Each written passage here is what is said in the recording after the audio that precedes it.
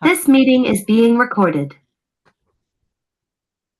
Excellent. Welcome, everyone. This is Patty Newberry speaking at you. I am a member of the SPJ board as an at-large member. I'm a member of the SPJ Foundation board. I previously served on the board for 7 or 8 years, ending as president for the 2019-20 year. And I'm happy to be moderating this conversation with our regional coordinator candidates for the coming SPJ year. So we have 3 on with us, and we're going to introduce them in just a second, but just want to thank Jennifer Royer from headquarters, Nadia Gordon from headquarters, and Billy O'Keefe, who are assisting with this Zoom call. So why don't we start with introductions. If each candidate who's on could introduce themselves and disclose whether you're a new or returning, a new candidate or would be returning, and what region you represent, starting with Jennifer Ellis. Hi, I'm Jennifer Ellis. I'm the Creative Services Managing Editor at the Arkansas Democrat-Gazette and the current Region 12 Coordinator. Also a past president of the Arkansas SPJ chapter. While I was president, we won back-to-back Small Chapter of the Year awards, which was very exciting. I started as my campus chapter president at the University of Arkansas at Little Rock. I was a non-traditional student. I had taken a 10-year break in my college experience. Since 2019, I've been the Region 12 coordinator, working with chapters across Arkansas, Louisiana, Mississippi, Tennessee. We've planned about 5 regional conferences through that time. I also serve on the Arkansas Freedom of Information Coalition, where we advocate for open government. Of course, I'm passionate about transparency, collaboration, making SPJ stronger. And at the heart of everything we do, I believe in the power of journalism. Super. Thanks very much. We'll come back to some of those themes. Alex, would you introduce yourself next? Yes, good afternoon. So I'm Alex Bryan, and I lead the Capital News Service program at Virginia Commonwealth University in Richmond. I actually became involved with SPJ as the campus advisor. And I've been in journalism for a long time, but I had never been a part of SPJ. And so that's something that I've really been thinking about as I became involved with our professional chapter in Virginia. And I'm currently serving as the vice president of the Virginia chapter. Let's see, what else? We're really working on growing our membership. And, there are a lot of working journalists in Virginia, but because of the bigger regions in our state, we're really trying to come up with programming that gets, people involved. And it can be a little bit challenging. So yeah, I look forward to telling you more about myself through questions and answers. Super. Thank you very much. And Ruth, please introduce yourself. Hi, thank you so much. I'm Ruth Nasrullah. I joined SPJ in 2010, and I've been a member with a break of a few years when I was working in communications ever since. Spent many years as the president of the Houston Pro Chapter.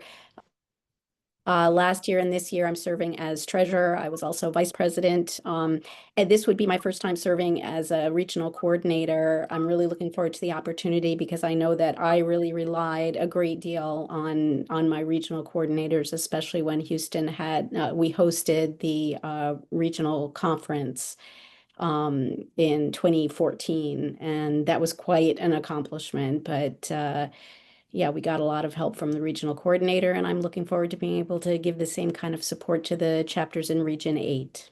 Thank you.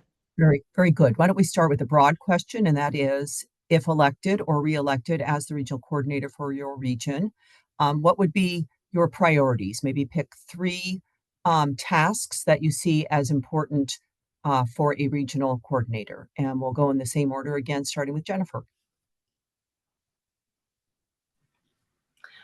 Well, of course, the very first task is to be a support to the chapter leaders and all of the members throughout the region.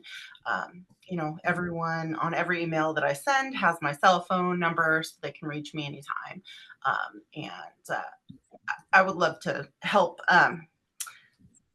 We've been working actually to try to start a chapter in Memphis. It's been a slow going process, but we do have several people that are interested there. So to actually get that chapter started, rather than just planning events there and what have you, would be a great goal for us this year. However, my other main goals are I really would like to host a innovation summit for SPJ for the entire nation. I think the regional coordinators can get together to do this.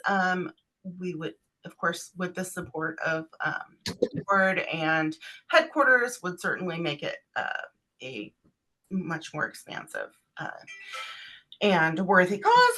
But I just feel like our members have such great ideas and we don't talk to them enough, and we do not communicate with our chapter leaders to get these great ideas going. And really, you can have all kinds of great ideas, but if we don't get the ball rolling and don't hear the other ideas from and how to expand upon the ideas. And it's always great in a collaborative environment to really come up with something wonderful after somebody's little tinge of an idea is there. Also, the other thing that I'm really would like to happen this year is, in Vegas, I put forth a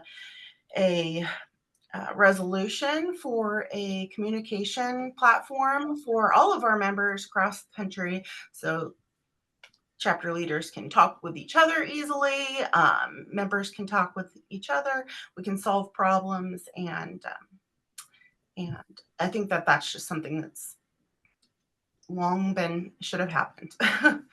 But other than that, just helping keep the ball rolling and having great conferences. Very good. Let's go to Alex next, please. Your priority. Yeah, and I don't believe I followed the instructions very well the first time, so I am running for Region 2 coordinator. That's awesome. Yeah, and so I'd like to build on the good work that Stephanie Overman has done in our region. And I think we have a very strong region in terms of journalism. So I'd like to do a great job continuing to connect us and have strong regional conferences. I believe that we're going to work to host one in the Virginia area, which I believe it's been a while since we've hosted one in Richmond. And so otherwise, my key focus is going to be listening, learning, and taking action, and finding ways to really strengthen connections between our professionals and our student journalists. I think it's really important that we have our students recognize what they can do in this industry and then want to stay a part of the club for a long time. And I think we kind of often lose that bridge building. So I want to really focus on that and also heighten our advocacy around the First Amendment. I think it is extremely important right now. And, ethics and First Amendment protections are things that SPJ has long done well and are very needed at this time. Very good. Thank you so much. And Ruth, priorities for you. Yes, my first priority is to meet with the leadership of every chapter in Region 8, and I want to find out from them. I hesitate to go to the chapters and say, I think you should do this. I want to find out what's important to them, what their needs are, what their priorities are. That's going to be my first thing. And I think I can safely assume that every chapter faces the same challenges that the Houston chapter has, which is membership growth and retention and finances. So however I can help with that, I want to be of help. And of course, to have an amazing conference during my term. And that's really it. I want to listen, I want to support, and help us all be as strong as we can be individually and as chapters. Okay. Not so long ago, the regional directors, as they were called then, served on the national board. So it was a much larger national board with 24 members at one time, or maybe it was even 27. We went through a restructuring and we're now down to 9 members on the national board with no specific seats for regional representation. It was a move, in fact, it was a move away from representation per se. So I'd like your thoughts on whether whether you believe we should dial that back a bit, make some changes, add some regional representation, and just generally how you see an RC engaging with the national board. And let's again go to Jennifer Ellis first, Alex second, Ruth third. So I was a member of SPJ when this happened, and I remember that it was the big board probably was a little too unwieldy. However, I do feel like the smaller board that we have now has a lot of positions that roll on and off, and I think you need people who have been there a little bit longer in order to have some consistency and like not so much having to teach everyone every year what's going on. Since I have been a member, a professional member, I really have been engaged with national. What I pretty much go to every single board meeting and have for years and years.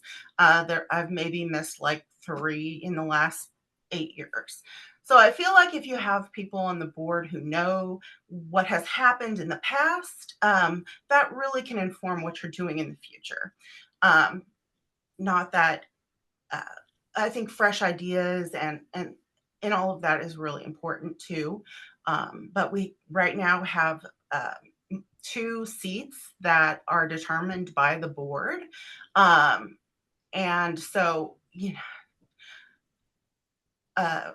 it's just I feel like we need more representation from maybe like 1 or 2 positions from the regional coordinators. If they were added to board, perhaps that would be a helpful way to do it. I think that there could be a lot of different ways to do it.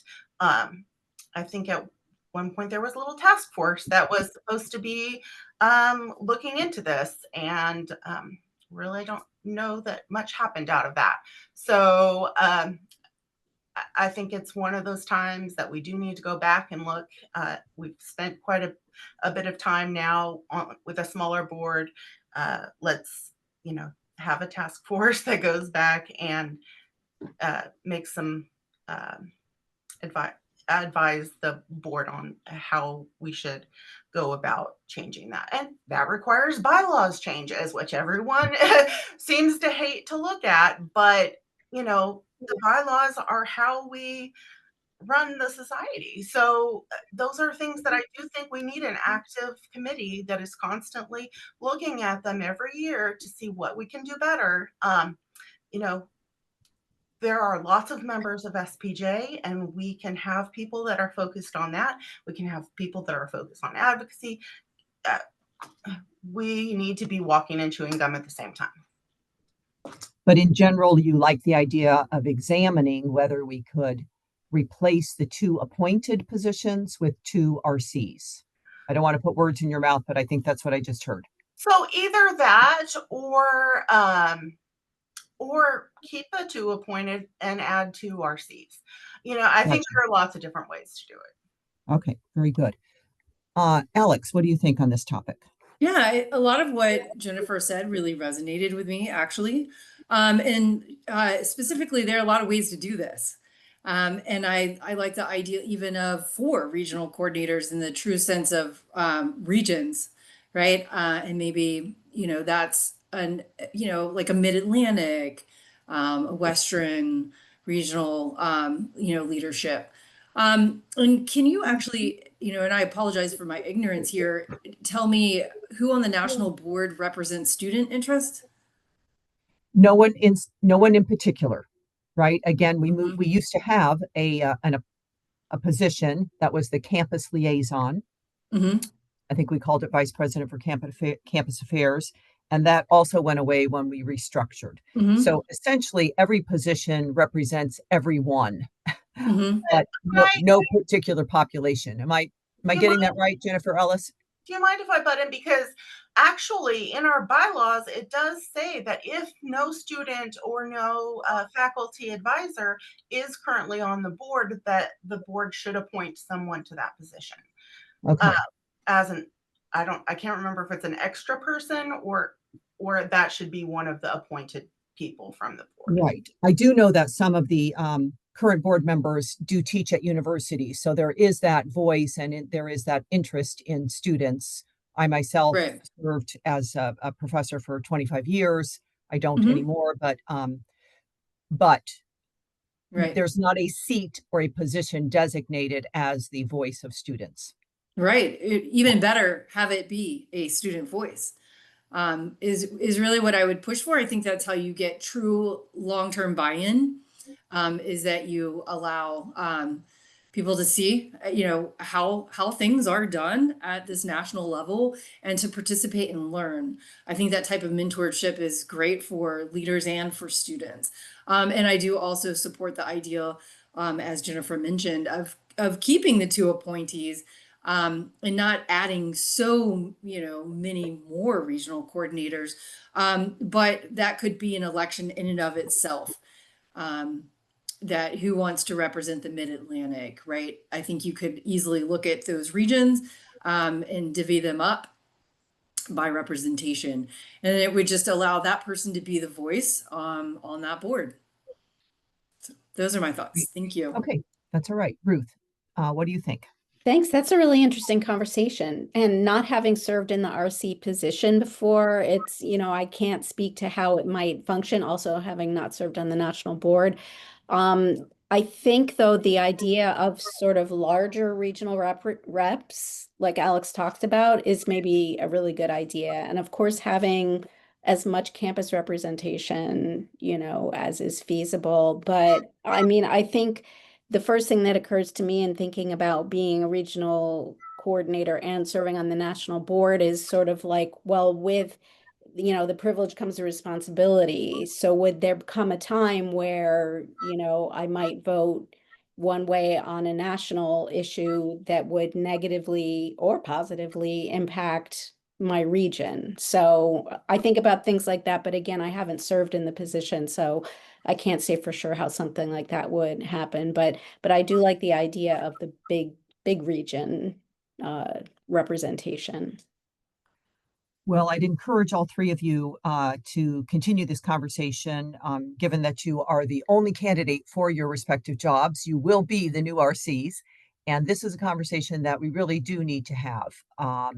We need to, stay on top of these issues, revisit them. Just because we made a decision back in, I think it was 2017, 18, to downsize the board doesn't mean we can't revisit as time goes forward. So hope that you'll stay, atop of that.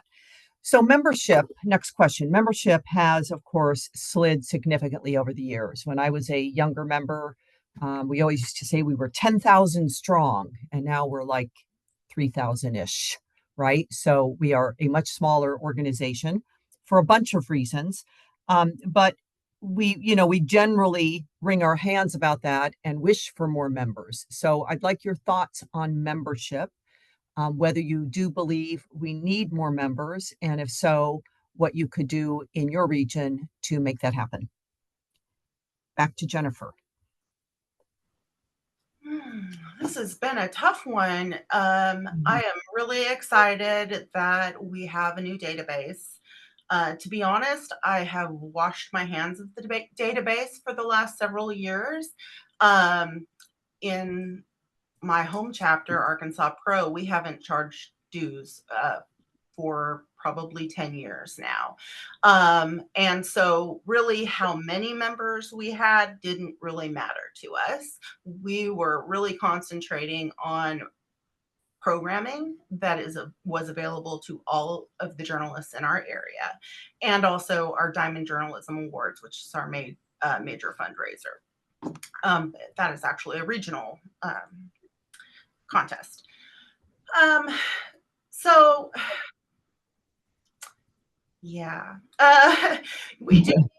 we do need more members. I constantly, really I am an introvert. People don't realize that about me because when we're at our events, I am constantly trying to welcome people in and bring them in. I'm exhausted at the end of them. But I feel like it's really important to make people feel welcome and want to be part of SPJ. We have a really important mission, and just being a networking opportunity, being a support for each other, advocating for the freedom of information and the First Amendment, press freedom rights. All of those things are really important. And I don't know why every single journalist isn't a part of SPJ.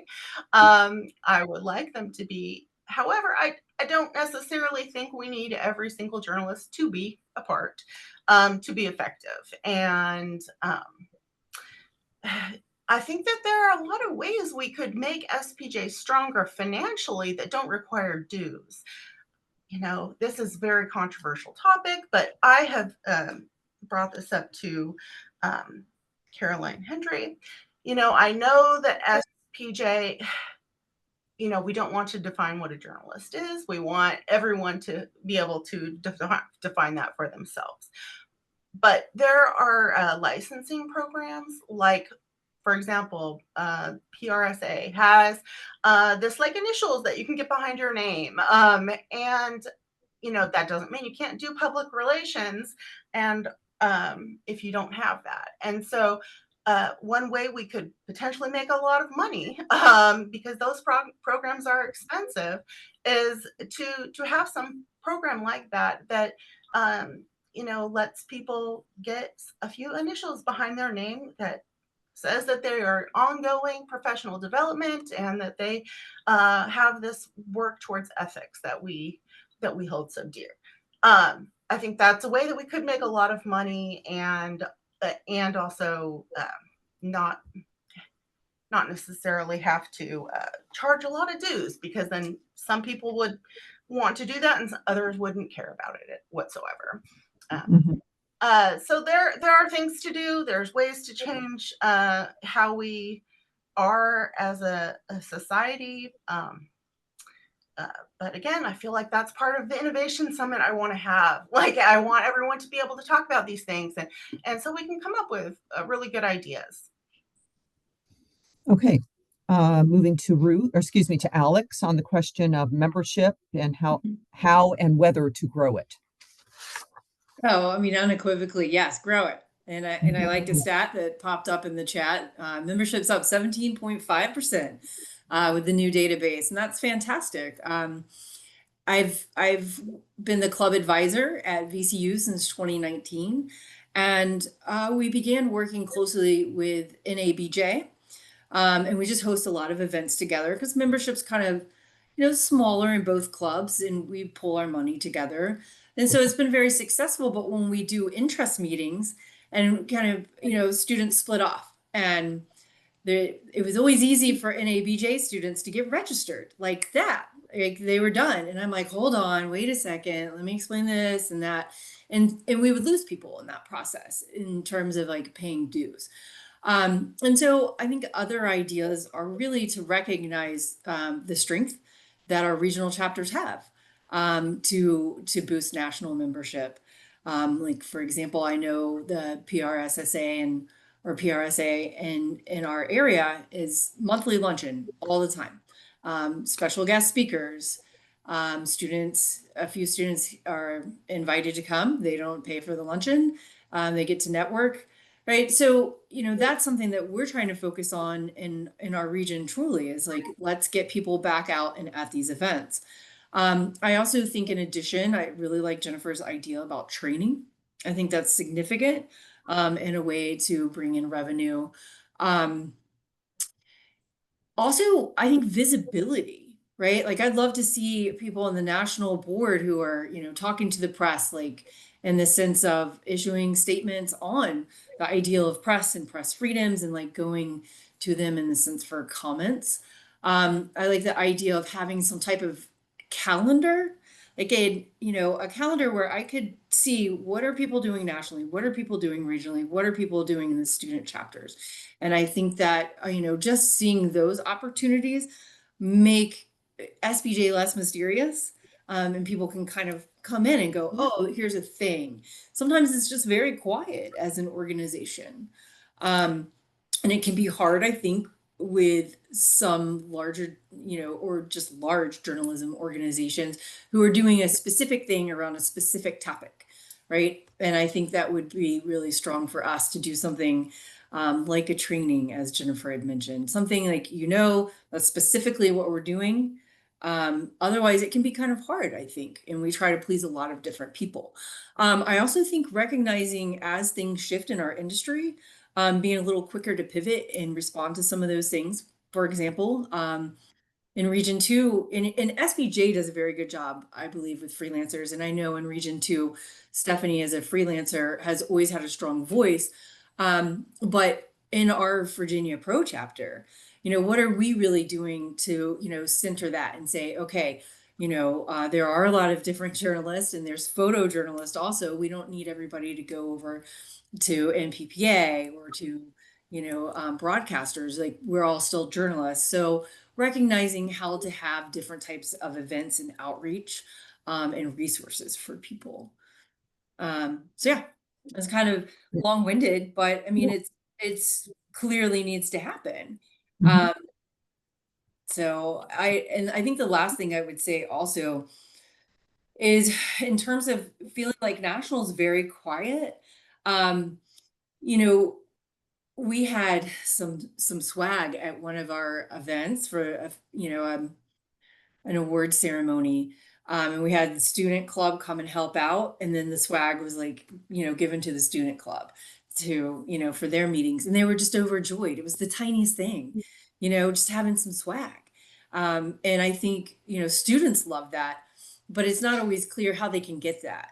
Right. And so I think it's as often as we can get our logo and our mission in front of people, and really recognize seasonal opportunities for that. Even, I mean, like the graduation cords and stuff like that, that I know students really want, but can feel hard to get. So yeah, thank you. Great. Lots of ideas. Lots of ideas. Ruth? I love swag too, by the way. I go to conferences just for the swag. Swag is very important. But in fact, I'm sure I have a branded pen that I'm using right now. Membership, I have so much I can say, but I'll just start by saying during the pandemic, several unfortunate things happened specifically regarding membership. One was I think it was during the pandemic that the monthly membership was introduced, right? Or am I misremembering that? I think, no? Okay. Maybe. What, you could pay just a monthly basis? Yeah. I am not remembering that, but Okay. All right. Because I'm finding over the last year or two, once we started getting some more accurate membership data for our chapter, that we do tend to kind of quickly lose people who join as monthly members. And I don't remember that happening as much in the past. So that's a problem. It means that we kind of have only a month or two, maybe, or three at most, to sort of let people know the chapter's doing this. This is what's the value added, for us to make that case. One thing, though, and this has just been a constant issue with the Houston chapter, because we did lose a lot of members for whatever reason, whether it was financial or people didn't like doing programming online.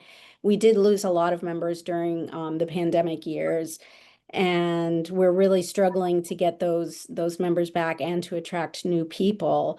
And the question always is, well, what do you get for, and we reduced during the pandemic, we also reduced our dues to $10 a year, which, is great for encouraging people to join, but, we didn't replace that revenue with anything else. But, so we have to, even though it's only $10, we still have to show what our value is. So that's one thing, is sort of getting those things right in front of people. And the other thing is that I think Houston is the 7th largest media market in the country, somewhere around there. And yet we have very little membership from the major media outlets. We have a lot of freelancers, maybe because almost all the board is freelancers. But so we need to do more targeted, whatever it takes, whether we just recently, one of our local papers hosted our Google Tools training. And the managing editor, spoke with the board members who were there afterwards and said, this was great. And will you please help us, help us with training? What can you do for us? So having that connection, is a way that now we can, through that outlet, we can grow membership. So that's really important. And it just takes, but I will say that the main thing, the failure of the database was just, I mean, it had me like literally crying more days than not. So thank you so much to everyone who took care of that, because it makes a huge difference to actually have that information. And also Crystal coming back I literally wanted to throw a party when I heard Crystal was back. So, because yeah, she's really attentive, she's really helpful. So yeah, I think, basically reaching out to some of these media outlets, including we have no members from the Houston Chronicle. So, we really need to do that more direct outreach. And now that we're doing in-person events regularly, I think, there will be hopefully less resistance to that. But it's a constant struggle. And I think part of the challenge also, though, is as a board member, as an officer, and I think as a regional coordinator, I'll feel it like 8 or 9, however many chapters there are, times as much. But just, having that, thinking about it all the time, how can we increase our membership? It's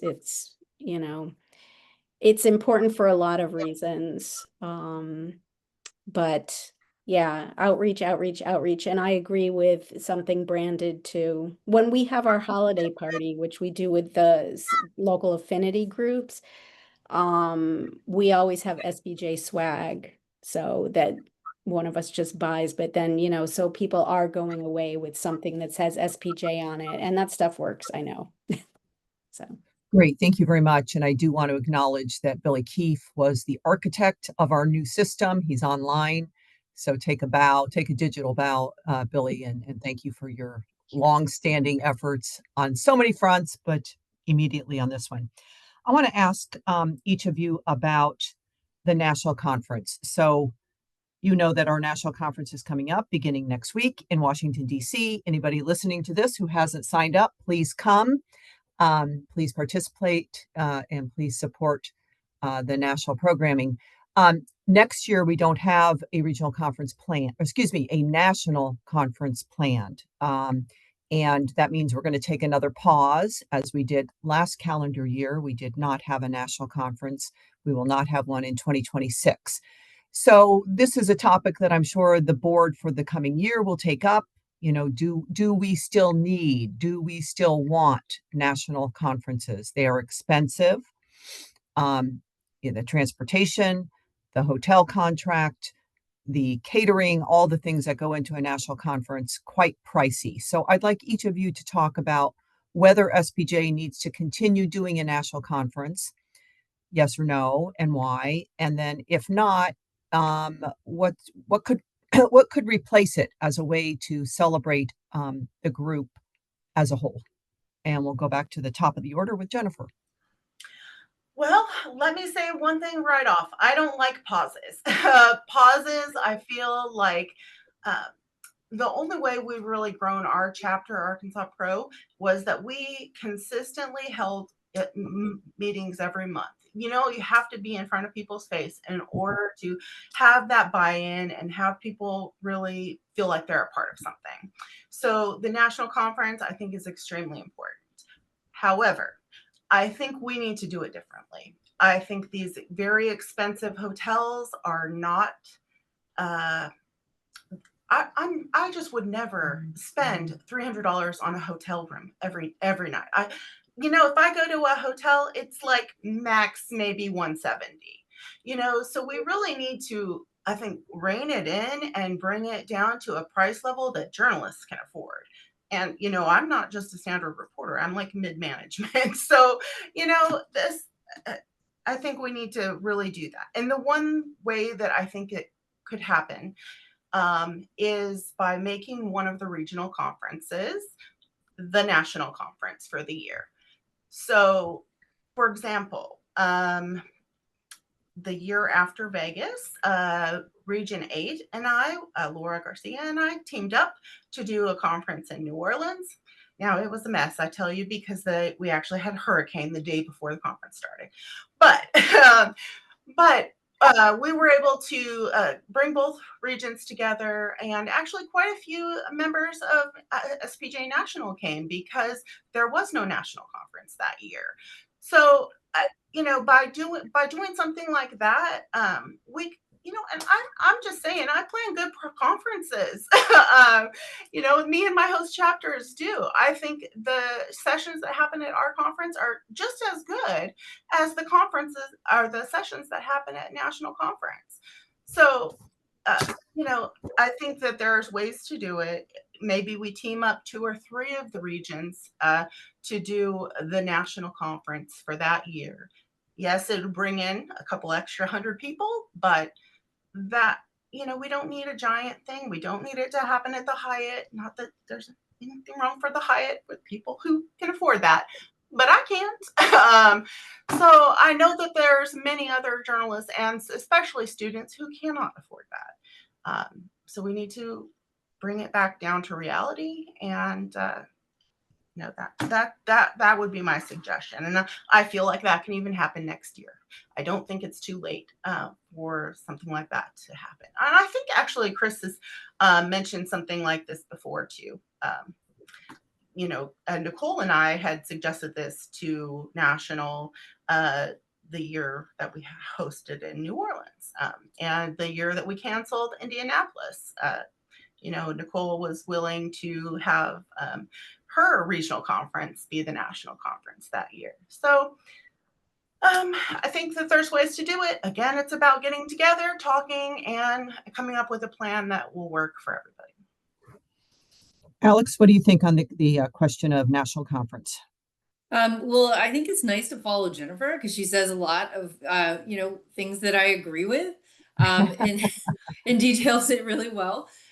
So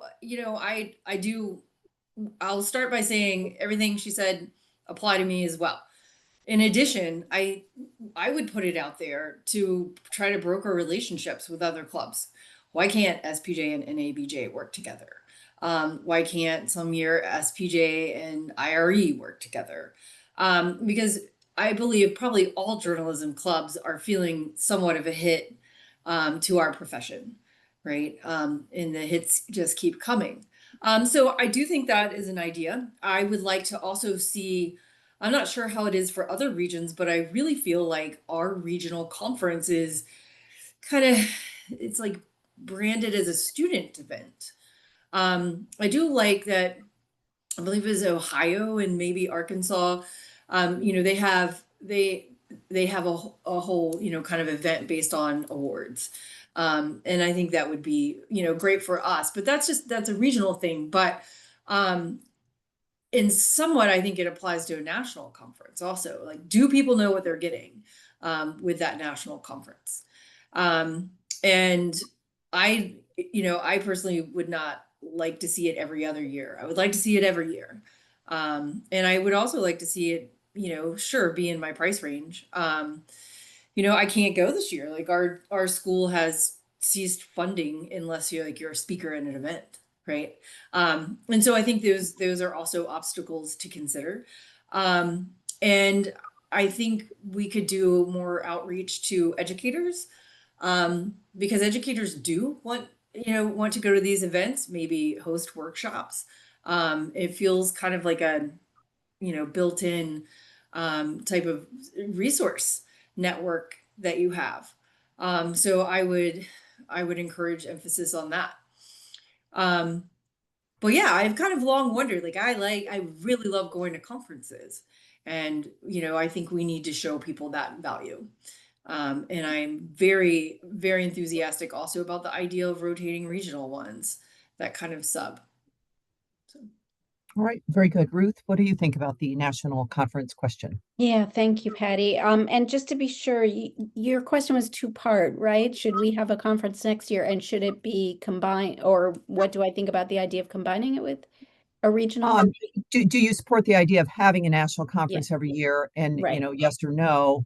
And are there some alternatives? Alternatives. Okay, Yeah, thank you. I yeah. just wanted to make sure I understood correctly. Yeah, I think that it should be on a set schedule. If it becomes an every 2-year conference, it should stick to that. Ideally, I would love to see it be every year. And I think I speak not just for myself in that, but I think that just as a general practice, you meet people, you make connections at conferences, and they may be in another part of the world or a completely different field, and you don't see them until the next year. But, so there's some camaraderie to it. I do think that if it's not too harsh a word, it's outrageous to have a conference for journalists in a very expensive city. I mean, I actually won't be there next week because I had a conflict with another annual conference. And it's here in Texas, it's going to be a lot cheaper than in DC. Um, so I think though that there is value in it. I've always enjoyed SPJ conferences, but yeah, when they're someplace in an expensive venue, and yeah, $300 for a hotel room, whatever, even over 200, as you said, Jennifer, I'm in like the same budget range as you. And I'm trying not just to speak for myself, but to think of, members at the very least in my region or fellow journalists. It's not a high income job, so it's not an attorney or a physician's conference. So I think that affordability should be key to it. So, yeah, but definitely every year I think is ideal. And yes, conferences do have value. Absolutely. Okay. Well, we are down to just 9 minutes left. So this is an opportunity for each of you to um, end with whatever we haven't covered that you would just like to focus on. You can come back to something you've mentioned but maybe didn't flush out very completely. Jennifer, for example, I'm interested in your idea of the innovation focus or innovation exchange. Um, but anything that you would like to close with here in our final minutes. Jennifer Ellis. So I did want to go back to something we were talking about with membership. So we have these newsroom memberships, but what it is really a donation from the newsroom, and I think they give like a really minimal discount for anyone who wants to become a member. I feel like we need to raise the price of that and include the memberships with it. I'm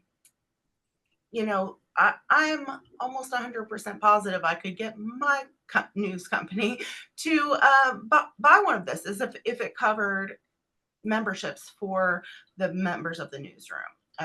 You know, there's ways to do things differently, and having a single person do the membership um, is not going to be our future. I really don't think. Also, we have like a partnership with ACP and CMA where if you get their membership as student group, then you can get SPJ membership as well. I know that there are schools in my region who do this, but yet we still don't see those students on our rolls. Like, they say that they have the membership, but I'm not seeing them on my rosters.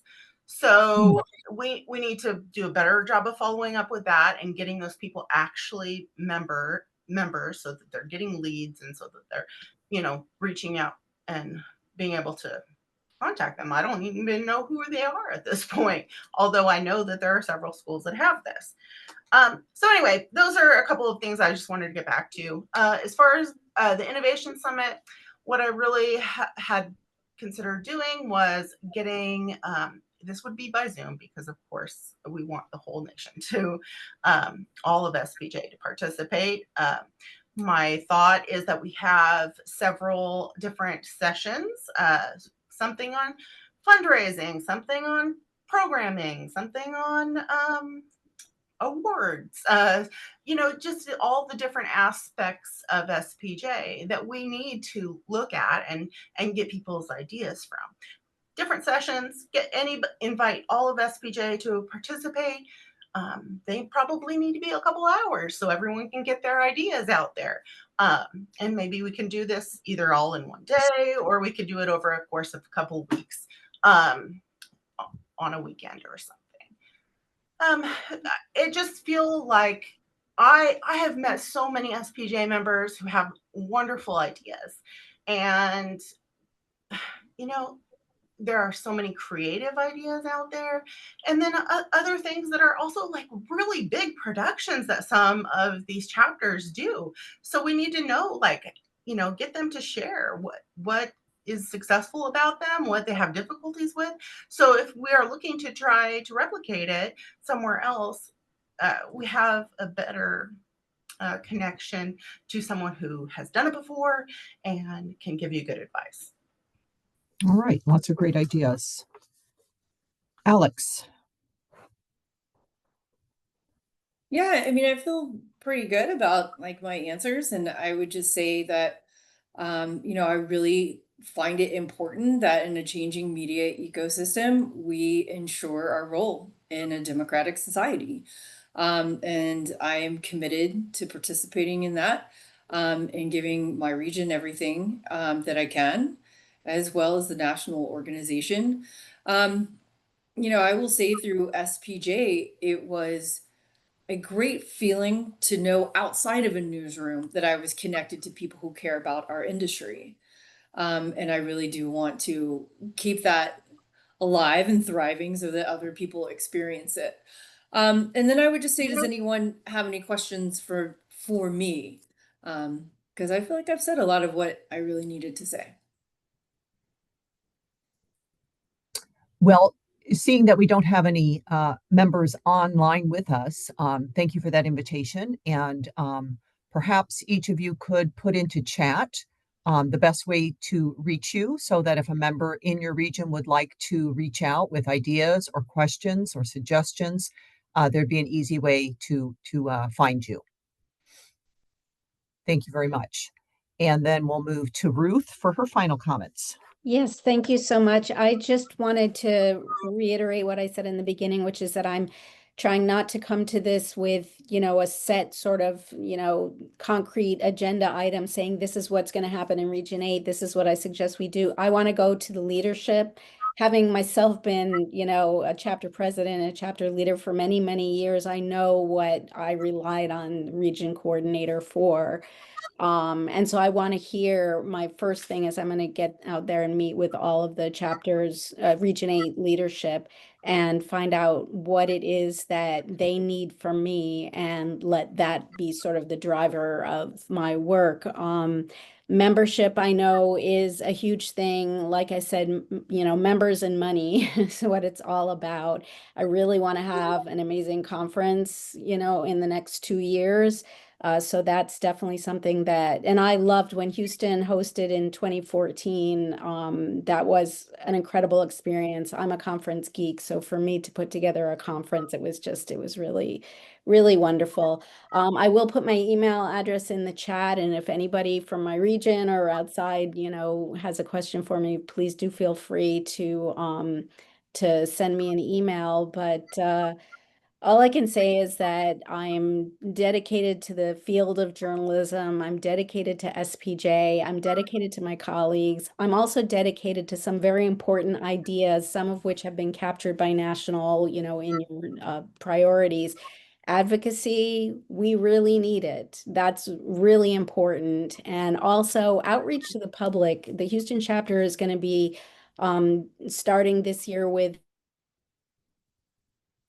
a series of programs, just simple presentations on media literacy. What is the media? Who is the media? How does news? What a lot of people don't understand is, after I come and interview you and I take my notes, then how does that become an article? We found out at an event we did last year with a group of another very highly educated, well-respected professional field. And we found out that those people some of those people had no clue what media even was. They were conflating us with Facebook. And so that's something we all need to get out there and represent ourselves and advocate for ourselves, and also to be inclusive. I think that's really important. We're all in this together. So those are my general priorities, and I'm really looking forward to the next 2 years. Thank you. And thank you for Super. doing this. You bet. Thank you, all three of you, for hopping on this Zoom call. We appreciate it. Voting begins soon. Congratulations in advance to landing your position, and best of luck over the next 2 years during your term as a regional coordinator. Thank you for your service to SPJ, and again, thanks to our folks at headquarters for running today's Zoom call. And with that, it is 3:59. We're going to sign off and hope that folks find this recording and tune in. Thanks very much. Thank you so much. Take care. Bye-bye.